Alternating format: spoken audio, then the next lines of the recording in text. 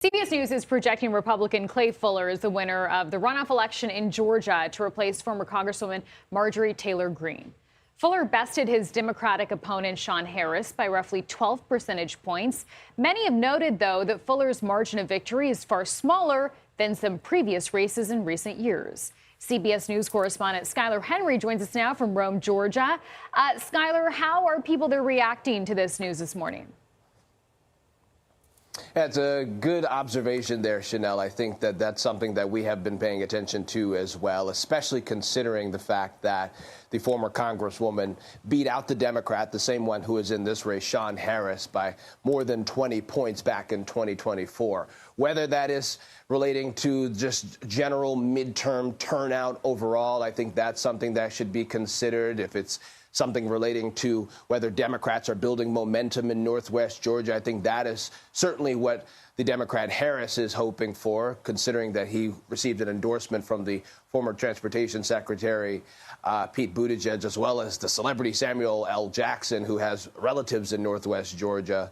I think those are things to consider, and is exactly why he's still enthusiastic despite yesterday's loss. But who is going to Washington, D.C. to represent Georgians in the 14th District? That's Clay Fuller. He is the district attorney from Lookout Mountain, who had earned the endorsement from President Trump early on in this race once it was announced that a special election needed to happen, so much so that the president came down to Rome, Georgia, a few months ago to throw his support behind the district attorney, and also to say that he wants him to continue to move forward with the president's America First agenda. Both of them spoke last night following the results coming in. Take a listen to Fuller. So much of what the story has been when this race started, and so much of what you're going to hear from the fake news media, is that President Trump doesn't mean anything to Georgia 14 anymore.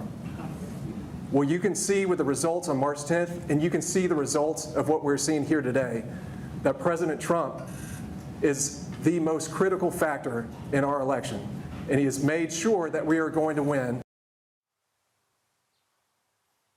And that was another big point, a big question that we had going into this, whether the former Congresswoman's rhetoric and stance walking out of lockstep with President Trump would have any sort of sway for voters here in this district. It appears that the president still has a ton of weight here in Georgia 14. All right, Skyler Henry, thank you.